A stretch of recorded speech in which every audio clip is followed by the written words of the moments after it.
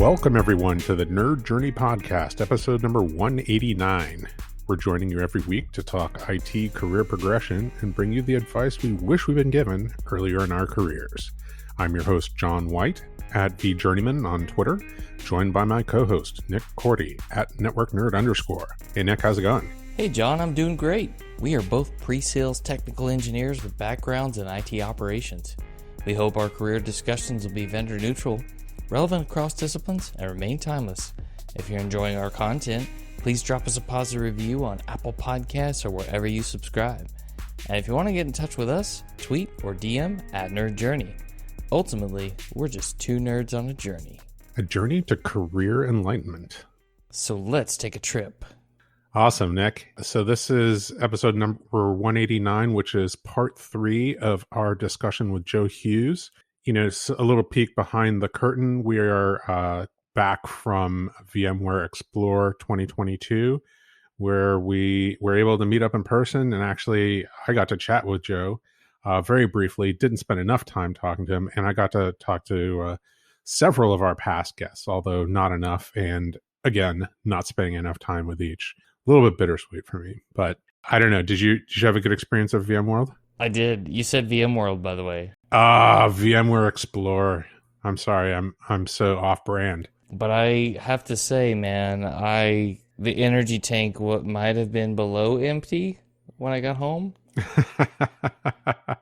Maybe all the sessions, all the meetings. You were doing a lot. It was a lot, yeah. You had 4 sessions, plus customer meetings, plus. Mm-hmm. Yeah. You and I had a session, and I think maybe in a future episode, we'll talk about how we prepared and how it went. Just to get back to Joe, if you haven't listened to parts 1 and 2 of this conversation, episodes 187 and 189, highly encourage you to do it. Really cool conversation, really cool guy. But just as a brief reminder, part 1, we went over Joe's early experience. He worked at a manufacturer, had some experience working with direct family members. That was kind of interesting. Got into retail sales, and then that transitioned into a full-time IT professional. Then kind of the transition between parts 1 and 2 was a role he had where networking and personal contact and, you know, making connections with people was involved. And so as we transitioned to part 2, you know, it was that impact of community involvement. The different, you know, people that he got to meet, some of his thoughts about the generalist specialist divide. That was good to revisit that topic. And then a little bit about how Joe, towards the end of his IT career, got involved in change reviews and systems revisions, and as a large scale change process. It was, you know, really interesting to hear about that experience. I don't think I've ever been involved in something like that. But as we get into part 3, Nick, was there anything that you thought that listeners should listen out for? In part 3 and the conclusion of our Joe Houghes trilogy, The Winds of Change Are Coming, I actually think you should pay close attention to what Joe says about a technologist's value to the organization. He makes some interesting points about finding his fit after getting turned down a lot of times. And then another one that stands out is he gives some reasons for leaving a company you like for somewhere else. How about you? Yeah, I think those are really good points to listen out for. One thing that jumped out at me, full disclosure, this was, you know, Joe's transition into the vendor side of the business. The pressure of joining an organization where you already have a reputation because you've been involved in their user community in, you know, a very high profile way. Like that's an interesting thing that I don't think I've ever had to deal with. And then also Joe talks about a couple different role changes in this episode, and he's leveraged the community at every turn. So that transition and value that he saw at the end of part 1 and really started to dive into in part 2 really started to pay dividends in part 3, actually probably in part 2 as well. But just a really cool story. and is way more involved than I'm making it sound. So I think rather than talking about the episode, I'm just going to throw it right to the episode. Here it is, part 3 of our conversation with Joe Houghes.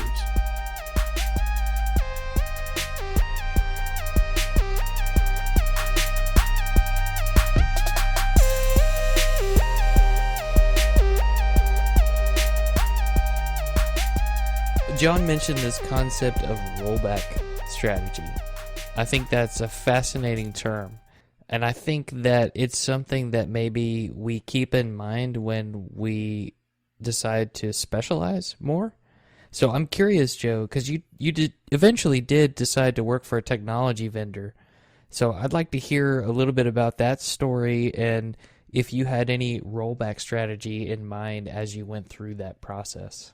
My rollback strategy, honestly, about moving to the vendor side was just I could find another role if I had to. I was at least confident that I was well known enough in the local community where I was geographically located that if something came down to it, I could probably pick up the phone and get another job in a reasonable amount of time. At that point, moving to that vendor role was actually going to be the third role in a row that was basically handed to me because people knew my skill set or because I was known in the community where somebody said, not only does he have the skills, but he will work on essentially any team and he just gets things done. So my rollback plan was just, we're going to give it a shot. But at the same time, if a team lead at a technology company where I was a fairly large evangelist of the technology and of the company itself, he didn't know me. He reached out to somebody else who said, oh, I would love this job, but I don't have the skills for it. Go talk to Joe. Having that hiring manager reach out to me to make the connection request on LinkedIn and then say, I want you for this role. And oh, by the way, we've had like 26 people internally that said, I've got dibs on getting the referral fee for Joe. I was like, well, this is probably going to go okay. That's a good way to come into a company, but then maybe some pressure as well. A little bit. When I was meeting my teammates for the first time, I only knew 2 of them because one of them had been my solutions architect who had sold to my company when I was on the customer side. He was also somebody who had given me a little bit of pressure because I had attended the conference that the company had about 6 months before I came on board. This was all at Veeam. I had gone to Veeam and I'd done a presentation as a customer of was titled "Automate Yourself Out of a Backup Job." That went extremely well. There were 220 plus people that sat in that presentation, and I thought I was in the wrong room when I saw the crowd that was there. But the architect who was leading our advanced deployment and optimization course was the Veeam employee that was the proctor for it. So he had already given me lots of pressure that he expected I should know everything that was in the course because he had covered it for our organization, or he thought I knew the technology well enough that I should just have all of the answers or find them faster than anybody else. And then the other person that was on my team was Tim Smith, who I had just known through the community for years and years. So I had to do technical and culture fit interviews with people on my team that I had never met before. And they were like, okay, tell me why you're such a big deal. And I was like, well, geez, okay. So it was a little bit awkward. Yeah. That is awkward. I imagine. And what kind of role, I should ask the question, like what was the role that you first were joining a vendor for? I actually joined into a vendor to be a pre-sales solutions architect.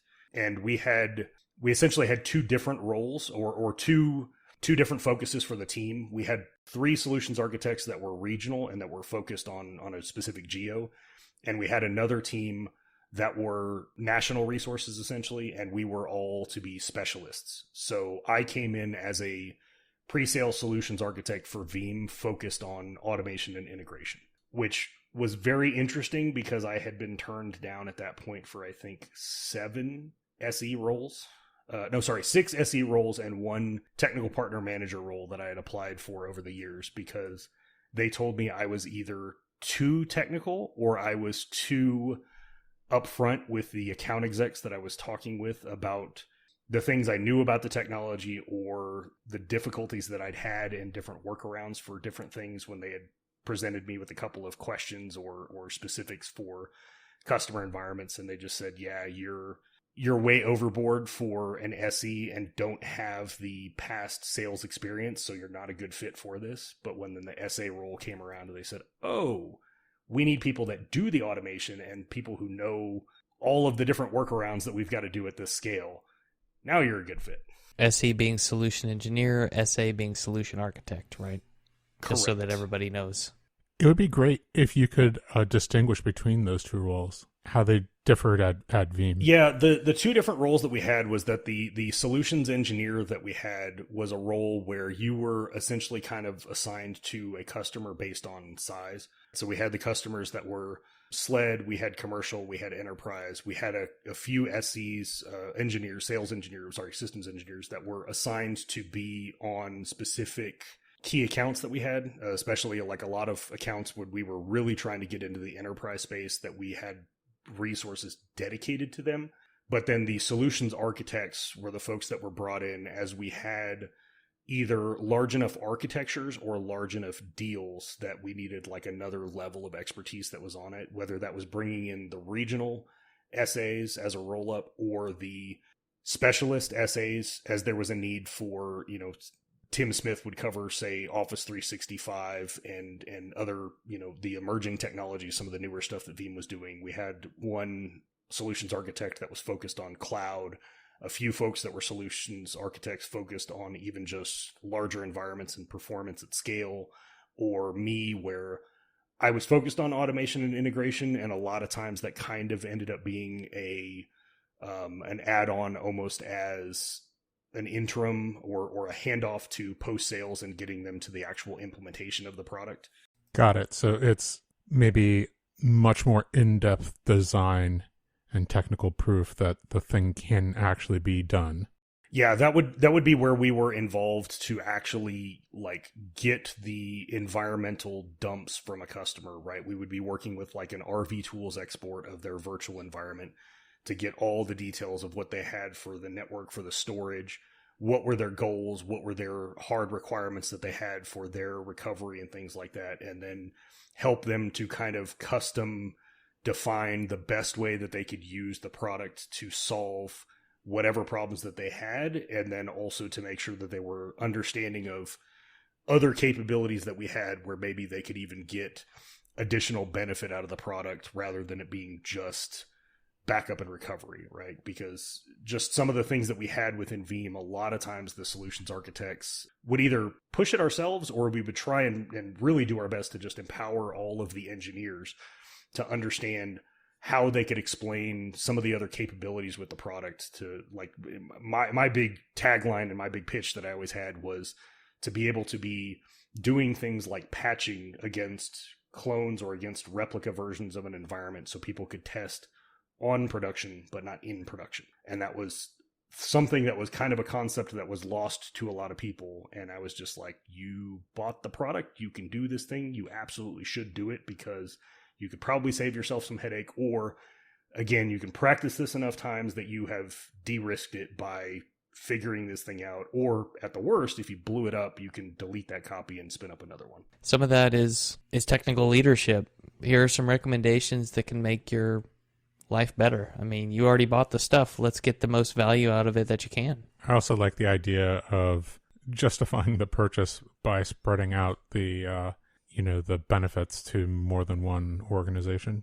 So there might be like a backup and recovery and disaster recovery part of the organization, but if you can also prove benefit to somebody who's in charge of patching, that's generally not exactly the same. Right. So if you're starting to magnify the benefits and a bunch more people in the organization start saying, hey, we kind of need to do this because I kind of need to be able to do this. And then you start to get some momentum. And you also solve the problem that I had selling backup to my boss, which was, hey, we're on version 3 and version 6 is twice as good, but I can't articulate why. And he didn't fund that project. Well, that's because it was already under software maintenance, right? No? Yeah. Okay, go ahead. Some of it I think is honestly that it's, I hate to put it this way, but it's a skill that's lacking for a lot of us as technologists. We are so focused on the things that we do in our job role. And for a lot of us, because of the way that a lot of organizations run or manage their IT departments, like our personality to the organization and our benefit to the organization is our individual role and how many buttons we click in a day, sort of thing. Whereas I try and always get people to understand that our benefit to the organization is the knowledge that we have, and especially focused on things like automation, it's being able to take the things that you know, the things that you can do, and spread this out to be a capability to everybody else as much as possible, right?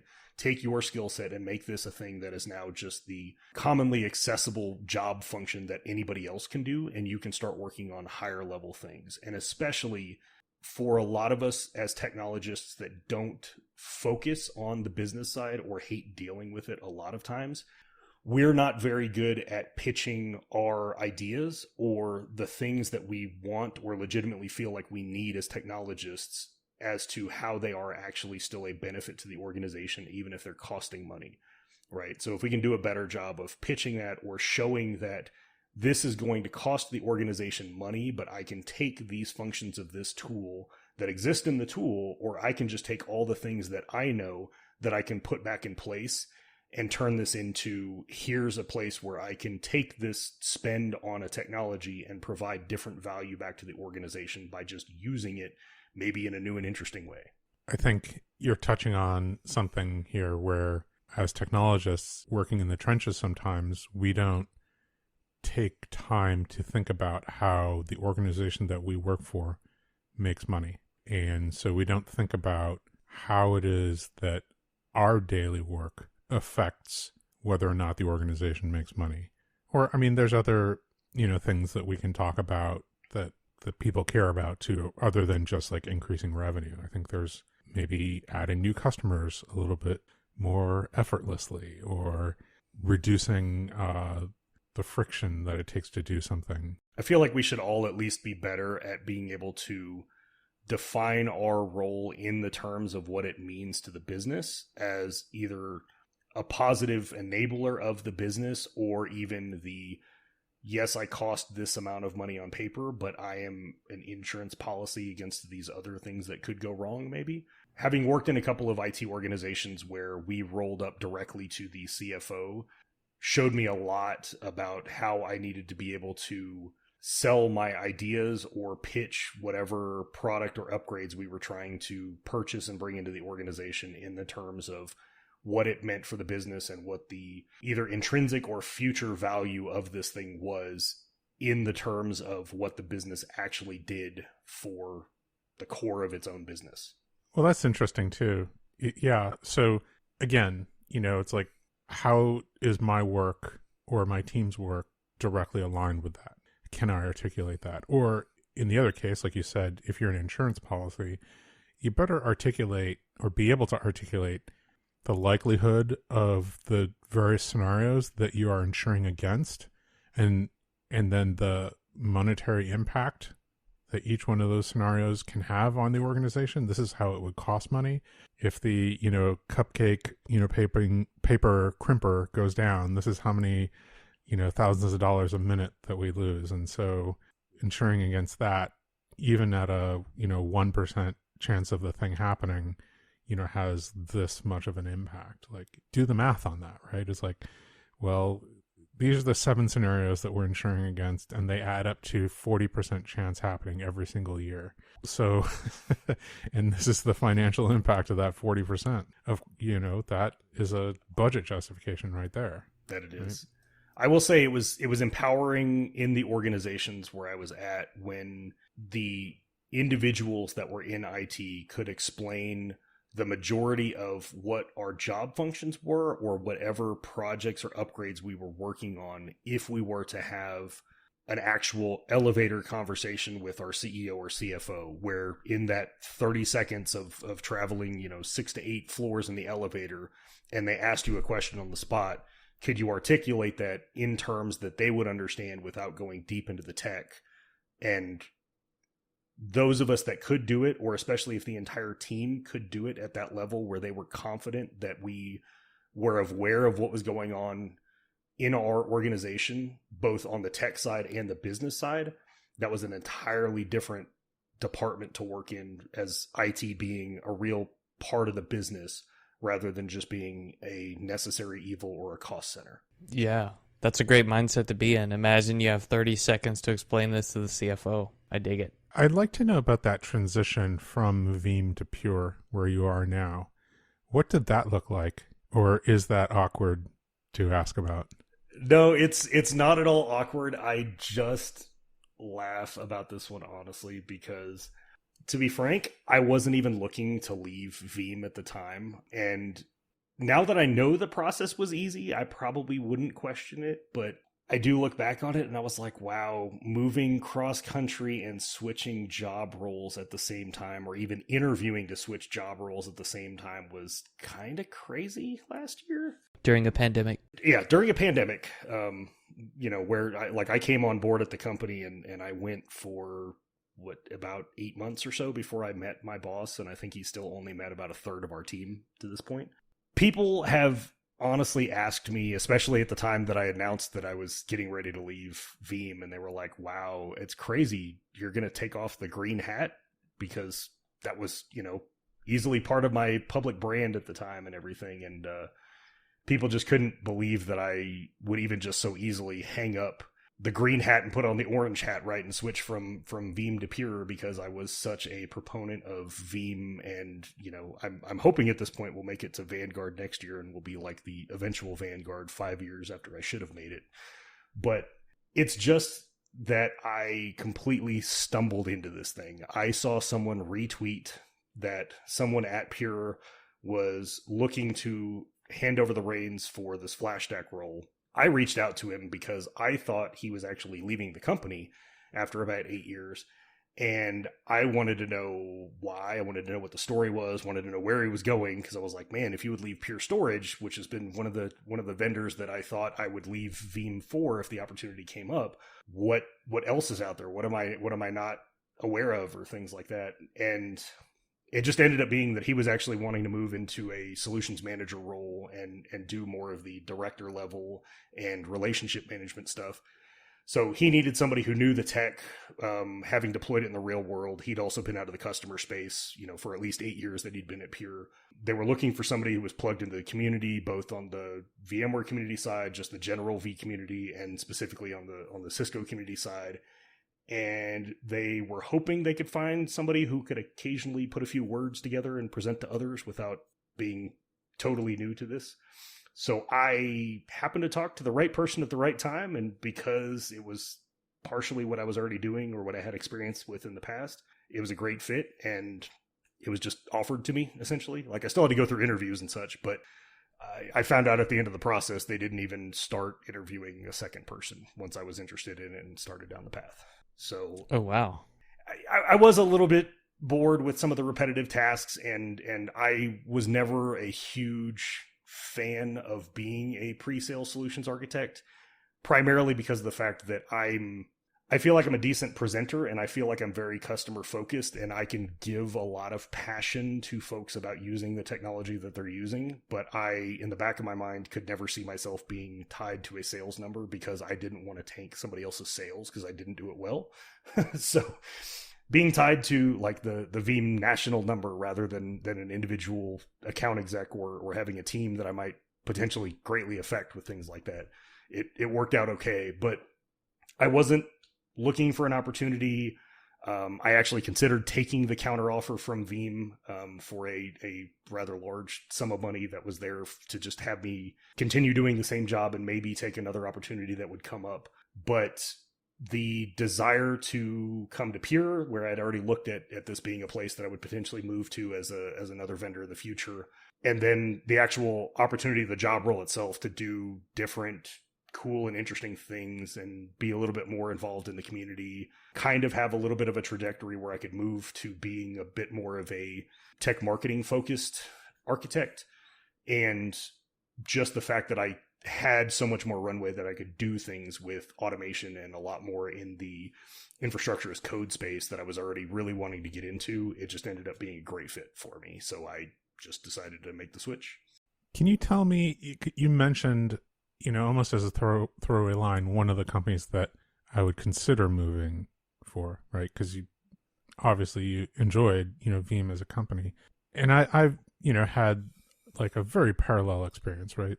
Google Cloud was one of the companies that I would consider, leaving VMware for. But what did that mean to you? Like, there was something about the company or a set of criteria that you had, or there was some process that you went through that made you think, oh, that is a company that would be within the universe of companies that I would consider working for, as opposed to companies that, clearly the implication is that you would not consider working for.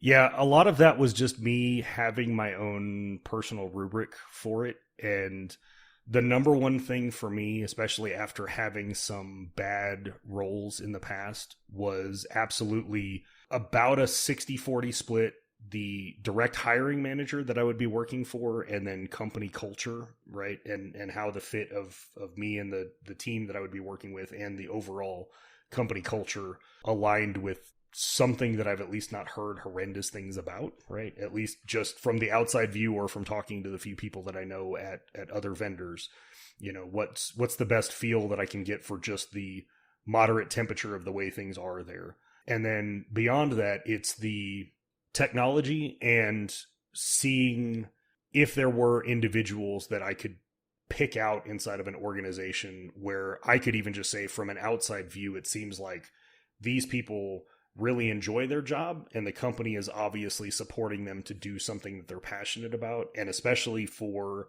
what I was already doing at Veeam, both for the job role and all the support that I had to continue doing the things with being a leader for the VMware user group and the PowerShell user group and being active in the community and speaking at other events. I wanted a company that it seemed like was very invested in the community aspect of things and letting individuals kind of do the choose your own adventure for their career path, where the company says, you're still doing good things for us, and by you doing this stuff on the side, it's still going to bring a benefit to the organization overall. So at a couple of vendors that I had talked to where I had been considering moving there before, I had even just asked some of the employees, like, how many of you still do community events? How many of you still present on the side? How many of you are working on side projects or authoring books or any video courses or things like that, to just understand, is it acceptable in the company culture, and was it as supported as well as Veeam was doing it for me? Just knowing that was something that I had as a desire or, I guess career baggage that I was bringing with me to wherever I'd be going. I mean, that's a really good thing to know about yourself. Like, these are the things that I want to do, that I want to keep on doing, and these are the companies that would support me in doing that. So if I see a company where somebody continues to do that, and I can kind of observe from the outside that they support multiple people doing that, and it seems to be part of their company culture, and I can maybe go in and confirm that, to the best of my ability, then if that company were to come calling, that's one of those phone calls that I would take. Did I hear that correctly? Yeah, defining my own priorities, or even just the things that I wasn't necessarily sure that I was going to do. Because, I've been reached out to by a handful of companies to either publish a book or publish some training courses and things like that. I haven't jumped into it just yet, mostly because of the time commitment and me being as committed as I've already been on the community side. I don't have basically an extra 60 hours a week to commit to some of the other things, because I know doing it the first time is going to be a massive undertaking. And I've got to be willing to dedicate myself to that. But even just knowing that might be a consideration that I would have, it became something that was in my list of questions to ask of a potential employer and a potential manager of, would these be things that you would support me in if I was going to decide to do this in the future? That's an important one. Have that list ready and add to it over time mentally, so that the things that are, well, I guess we'll call them intangibles to a certain extent. maybe that's not something that you can quantify from a compensation standpoint, but part of the package of me moving to company XYZ is I can spend 5 hours a week working on this special project, and that's okay. Yeah, one of the pieces of career advice I got from somebody years and years ago, he was a guy who had retired from IBM and actually came to work at the hospital for the majority reason that he wanted to be able to work with his son who was moving into tech. He could have just retired and not done anything, but he also understood he would have been bored out of his mind to not be doing tech, 16 hours a day sort of thing. So he took the role and moved organizations because that was something for him that was a personal desire to be able to work with his son. And he just told me, he said, one of the things I learned from a long career in tech is, he said, in the end, the pay is the same. You like it, you don't like it, you absolutely hate it. You switch from company to company, right? You move up a little bit, you move down, you take a lateral move. Like, really, when you think about it, in the end, the pay is the same on all of it. He was like, it comes down to your happiness, it comes down to your benefits, it comes down to your work-life balance, or whatever it is that you want to do, and if your company's going to let you do that. And he was like, because if not, you can find someone else who's going to do it, and the chances are the pay is the same over there. So, like, think about all the other things that come with it, not just the paycheck. We're both hitting the love +1 button over here. Definitely. I kind of think that that's as close as we're going to get to like a mic drop moment. Like, that's an awesome piece of advice.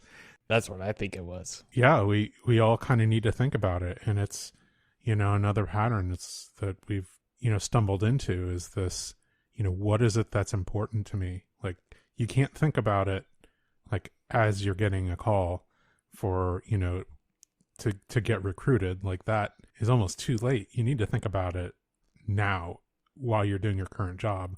What is it that I wish I could do? What is it that I feel like I'm getting supported in that I didn't know ahead of time that I would be, that is now like pretty critically important to me in anywhere that I go? And, what are the things that I miss maybe about other positions that I had where I had the freedom to do something that I don't have now, where you're kind of listing out those things and saying, here's the things that I can't negotiate on. They are must-haves. And then of the next tier, I want as many of them as I can get. And then here's like the bottom tier where these are, man, it would be kind of neat to have some of these as well. And I think that, Nick, we kind of need to go a little bit beyond just saying like, add it to a mental list. It needs to be like recorded somewhere, Yeah. Otherwise we forget. Mm-hmm. Take an inventory, these things are important to us, and write it down. And when you have this inventory of the things that are defined for you that you need, like, number one, we should be taking career and personal goals into mind that are outside of the technology that we want to work on, or whatever skills we want to achieve, or certifications or whatever, right? Think about the long-term goals that you've got and set those down somewhere and review it every once in a while. See if what you're doing right now is getting you any closer to that goal. And if not, then you probably need to adjust the journey that you're on right now, or you need to determine, is that really a goal that I'm actually interested in anymore, right? Because either of those might change. But if you're continuing to do the same thing and you have a set of goals that you're not getting anywhere closer to, you're going to be unhappy at some point, whether that's now or later. Yeah, that makes a lot of sense. Goals change over time. So it's totally possible, or, it becomes a non-negotiable to a negotiable, right? Oh, I thought it was totally non-negotiable to support me in writing a book, but really what I wanted over the course of, an additional year was to just do more writing. And writing in another way is, scratches the itch just as much as writing a book would, or maybe not, like you've done a lot of blogging and you go, you know what, blogging is fine, but what I really want is to write a book. So support for my blogging is kind of a nice to have, but support for, taking time to write a book is a non-negotiable, for the position. Like that is absolutely, something that needs to be reviewed on a regular basis, because it does change over time. Last question I'll ask is, for those items, some of the intangibles about I want the space to write a book, is that something that you asked to put in the offer letter? Or Is that just kind of you trust the hiring manager that told you yes to make good on it?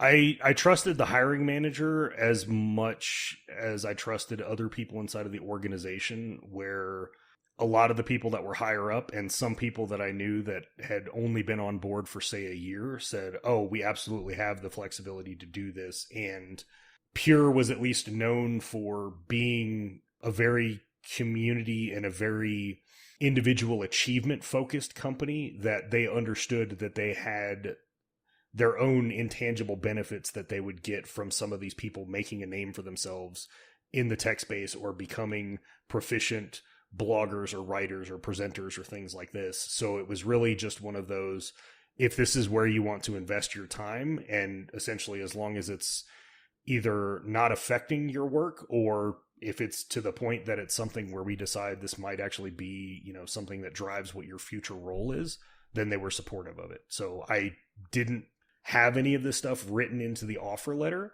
mostly because of the fact that these were things that I was presenting also as, these are personal ambitions of mine that may or may not come to fruition. So some of it might overlap, or some of it might be things where I, essentially try and steal a couple of hours of work every week to focus on this. And it was, honestly, it seemed like such a non-issue where they just said, oh yeah, that's cool.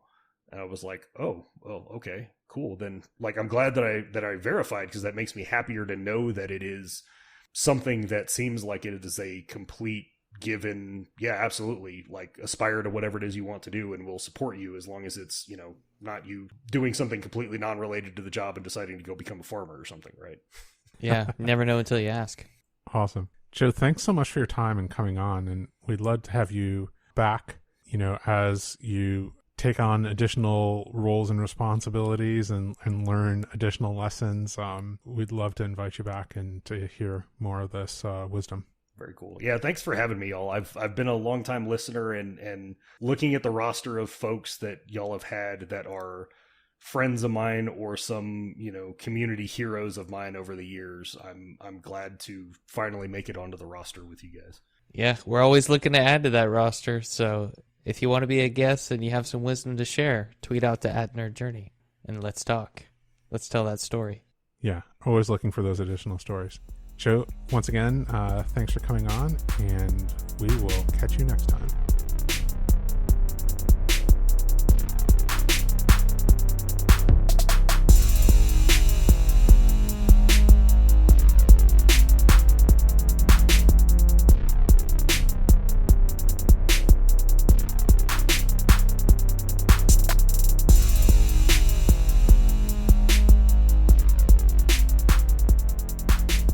Nick, that was just such an awesome trilogy of conversations with Joe Houghes. And, just to kind of go in chronological order here, the stuff that I heard, especially at the beginning, Joe was who he was. And rather than contorting himself to fit what was maybe what he thought was the ideal candidate for some of the jobs that he was initially applying for, he just stayed true to himself, and the right opportunity that fit his skill set came along. And that is a really interesting lesson to learn.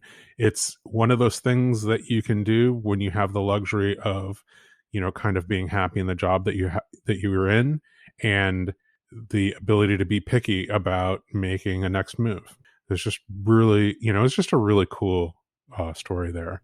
It reminded me actually a little bit of the Stephanie Wong story, where she had a background in communications, and I think it was like the social impact of technology, and it fit her eventual developer advocacy role, but, it was just something that emerged over time. It wasn't something that was immediately available coming out of school, initially with that degree. So, you have those skills, you keep your eyes open, and you keep improving yourself, and the right role comes along. Yeah, and for the bingo players out there, that would be episode 177 and 178 with Stephanie Wong. Go back and listen to those. Very good series of episodes. And she was one of the ones who said that luck was when hard work meets opportunity, something like that. Yeah. I feel like that's similar to what Andrew Miller said, keep showing up in the right place and it'll eventually be the right time. Absolutely. Because I certainly didn't mean to imply that, like, hey, you just are who you are, and then the opportunity just kind of floats along and like lands in your lap. Neither Joe nor Stephanie did that. They kept applying for jobs. They kept looking for things, and they kept being true to themselves and, you know, pushing forward the skills that they felt they were bringing unique value along. And it was the roles where those skills were important eventually showed up, or a hiring manager who went, yes, actually, that is the specific, you know, differentiated package of skills that I was looking for to fill this role on this team. So it's just the hard work. It's the continuous self-improvement and the continuous searching as well. Yeah, speaking of hard work, that reminds me of Joe's telling us about reporting up to a CFO in an IT organization and learning to convey things in the right language and pitch a project, right? I have this idea for something I want to do, but it's going to cost money, but it's going to provide this value. And then he goes on to say, if you had 30 seconds with an executive, could you explain what was going on in the IT org in a way they would understand it without being too deep? I like that. I think that's something we should all aspire to, and to speak in the language of people several levels above us. It's something you have to learn how to do. It's articulating business value, right? And it's something that I think you're right. It's maybe not necessarily how we think when we're in the trenches of technology. When you're in the trenches, you're thinking about the thing that's right in front of your face. You're not thinking about the strategy. So if you want to be thought of as somebody who is a strategic thinker, then you have to start thinking strategically and not just, you know, the immediate tactics in front of you. How about this investigating a potential employer through triangulation? Talking to multiple people, looking at what they're putting on social about the company that you would potentially join. What are the kinds of things that they allow and support for someone who already enjoys very much participating in the community? It's important to find out what's really going on, how the team company really works from people you know there, if you have those connections. Yeah, it's a fascinating point, actually. I don't think he explicitly said it, but it made me think afterwards. Like, if you really are serious about working for a specific company, are you serious enough to like do some research? Are you serious enough to join an advocacy program that they have? Are you serious enough to get involved in the community of users and find out how they interact with that community, how they interact with the users of their products, how they interact with their vendors, how they interact with their ecosystem partners? You know, those are the kinds of things that if you know, and that's where you can see green flags and red flags and really have the ability to do what Joe did, which was when an opportunity comes around, you already know what that company actually stands for. You already know how comfortable the employees are because you have employees who are maybe approaching the level of personal friends now.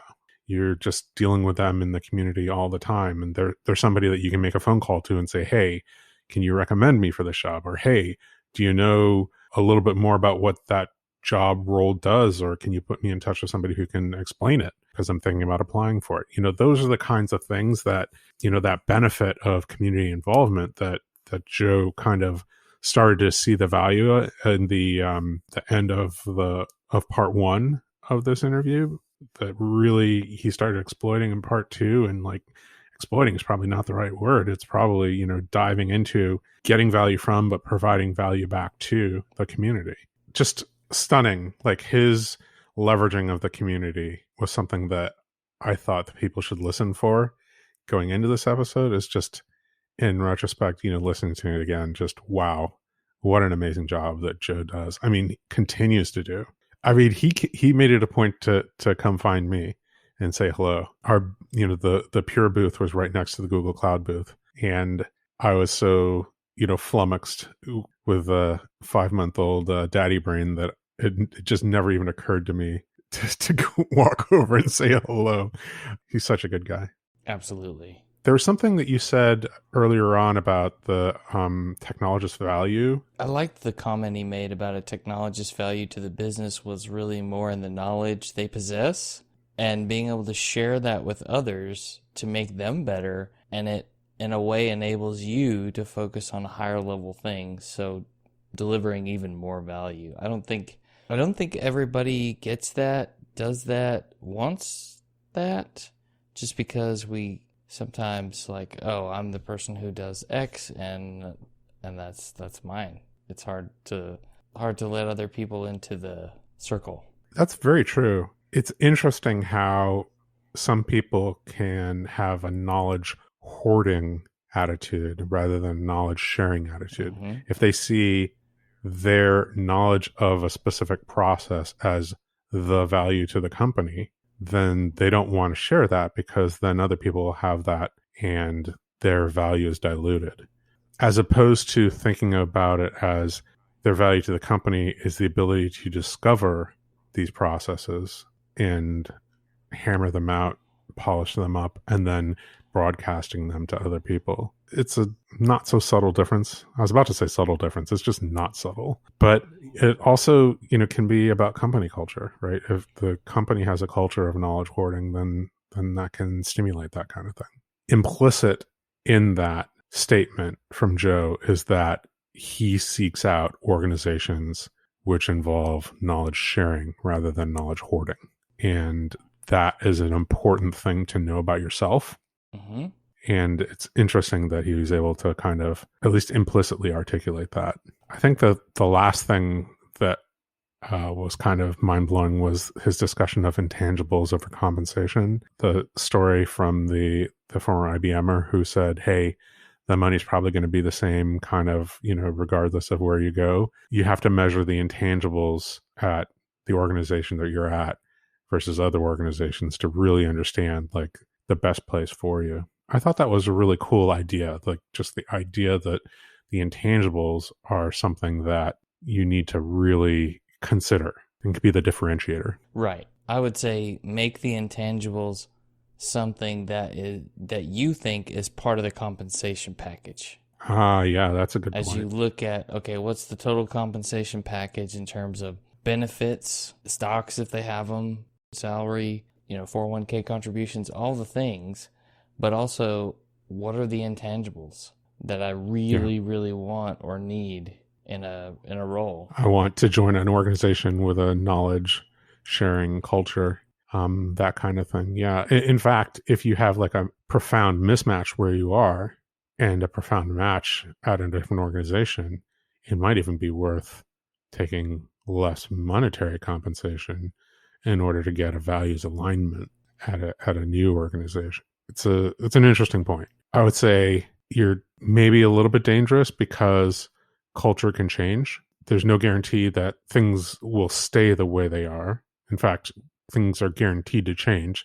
It's just a matter of how, to what degree, and in which direction. So, you don't necessarily want to take like a massive pay cut because this organization in general lets people participate in conference talks. And then you join, and then a month later you get a new manager, and that new manager doesn't care what anybody says. That manager doesn't want their team members wasting, quote unquote, wasting time with external conference talks. Then where are you at? Right? Yeah. It's you're unhappy. Yeah, absolutely. So I think you asked the question, can it be written into the offer letter? And it generally isn't, right? It's one of those intangibles.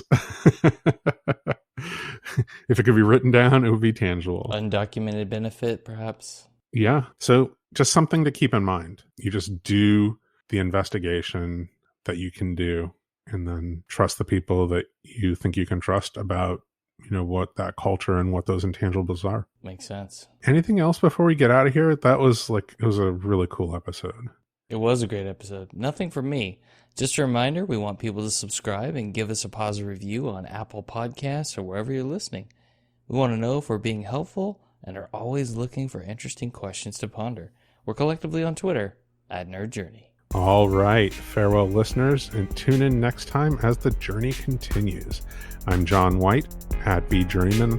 For Nick Cordy at networknerd_, signing off. Adios.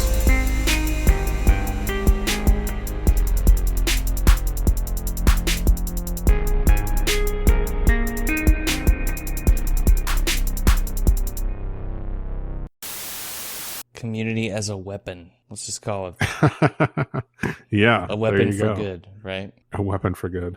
A tool for good. I like weapon better. It's Okay. not for violence, but it makes a splash. Right. One of those nonviolent weapons. Yeah, exactly.